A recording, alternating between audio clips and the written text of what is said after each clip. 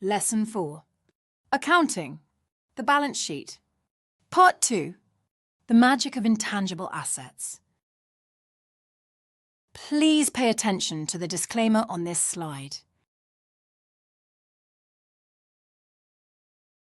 Now that you're getting more familiar with the wonders of intangible assets, let's talk about one of the greatest intangible asset treasures of all time, the Marvel comic book library. It's 2009. Welcome to the board of directors of the Walt Disney Company. Marvel Studios is for sale for the bargain price of $4 billion. With hindsight, we know that was a hugely successful acquisition. Today, most people are aware of the superhero film juggernaut that Marvel became. So, the acquisition was a no-brainer. The important question is, what did Disney see in Marvel in 2009 that other investors did not? Marvel Comics was started in 1939 by Martin Goodman as Timely Comics. By 1951, the name had changed to Atlas Comics.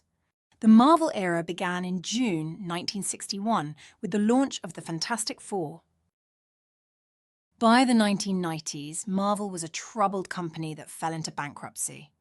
In 2009, when Disney was looking at buying them, the company was not the film juggernaut that it is now. They had released one great Iron Man film and an uninspired Hulk film. That doesn't seem like an appealing business, does it? Disney's decision to buy Marvel was widely panned by Wall Street. Many thought they overpaid for the company. After decades of dominating the comic book industry, Marvel amassed a content library filled with 8,000 comic book characters and many thousands more stories based on those characters. Think about how many potential films you can make with an 8,000 character library. You could make superhero movies for 1,000 years and still have unused characters. If you're not old enough to know, let me tell you that before 2000, superhero films were not blockbuster hits, with some exceptions, like the early Superman and Batman movies. The costumes made the actors look like Broadway dancers, and the special effects were horrible. Then, something really big happened in the 1990s. Computer graphics made an evolutionary jump. Virtual cinematography became a reality.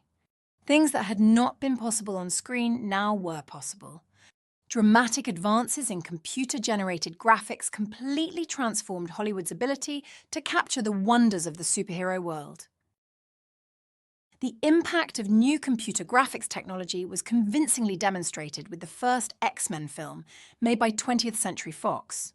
The film was released in 2000. It generated revenue of $296 million and cost $75 million to make. On the slide, some of the biggest superhero movie box office hits are listed. Movie sales range from hundreds of millions of dollars to over $1 billion. Superhero movie franchises turned out to be veritable gold mines.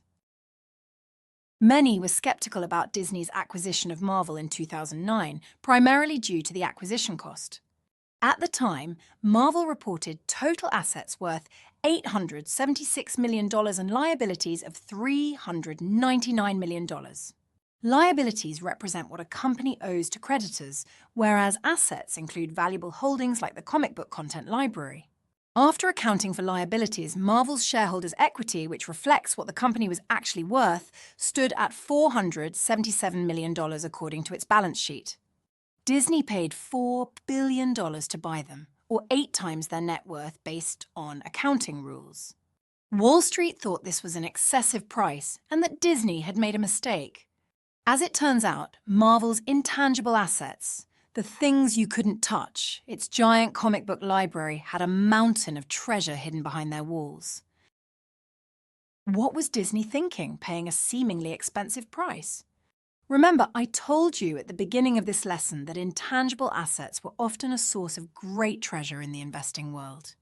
Disney's strong interest in Marvel was entirely driven by their intangible assets, the content library of superheroes. To better explain the value they saw in the comic book characters, let me tell you a story about a boy named Cash and his amazing adventure. While visiting a national park, Cash ran across a group of friendly aliens visiting Earth. They had a nice lunch together and got to know each other. The aliens invited Cash to visit their planet. On the trip back, Cash listened to some music on his iPhone. The aliens were shocked to hear music for the first time from his iPhone. They loved it. The aliens offered him $1 million in Earth money to copy the song he was listening to. When Cash remembered that he had 3,000 songs stored on his iPhone, he was stunned by the potential value those songs could hold for the aliens. In essence, this is what Disney saw in Marvel. Just like the songs on Cash's iPhone, which were worth much more on the aliens' planet, the Marvel comic book library was worth much more after major advances in computer graphics than before. During the golden era of comics, a typical comic book cost $5,000 to $10,000 to produce. Many of Marvel's comic stories were valued at those long-ago costs on its balance sheet. Now think about how much money a successful movie makes. As we just showed you, top-grossing superhero-themed movies can generate hundreds of millions of dollars in box office sales, and in select cases, over $1 billion. None of that movie franchise value was captured on Marvel's balance sheet when Disney bought them. Before Disney's acquisition, Marvel had only released 2 notable films, a successful Iron Man and a less impressive Hulk movie. Disney recognized the potential in Marvel's library after witnessing the box office success of 20th Century Fox's X-Men, which grossed $296 million. They believed that with recent advancements in computer graphics technology, Marvel's extensive collection of characters and stories could be spectacularly adapted for the big screen like never before. As the exhibit on the slide demonstrates, Disney was right about the potential for future Marvel movies. After the deal, Marvel released 31 additional comic-based movies. Since acquiring Marvel in 2009 for $4 billion, the company has generated over $29 billion from box office sales from its films. It turns out Disney bought Marvel for a bargain price. Over time, Disney's success with the Marvel deal sparked increasing investor interest in other companies with rich content libraries. The video game industry is very similar to the movie industry. Video game companies, like the movie studios, own libraries of creative content, their video game titles. That's another type of intangible asset. There's one big difference. The video game business is much bigger than the movie business. 5 times bigger. It's a $170 billion annual business. This might surprise you. In 2012, Activision, one of the largest video game companies in the world, released their new Call of Duty video game, Black Ops 2. In the same year, James Cameron's Avatar, the highest-grossing film of all time, was released. Call of Duty's sales hit $1 billion 2 days before Avatar. The video game outperformed the highest-grossing film of all time. Think about that. Here's another astonishing fact. Since inception, there have been 23 main games in the Call of Duty series. Those 23 Call of Duty games together have generated more in sales than all the Marvel superhero films combined. Disney's acquisition of Marvel increased investor awareness of the value of content libraries.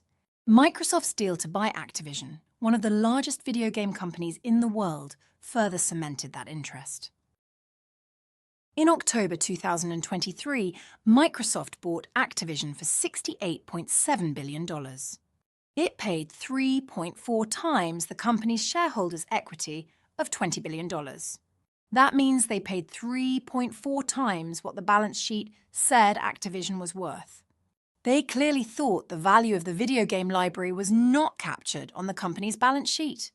Intangible assets are hard to value, as we discussed in this lesson. Sophisticated buyers, like Disney and Microsoft, took advantage of that fact to swoop in and buy Marvel and Activision at very attractive prices.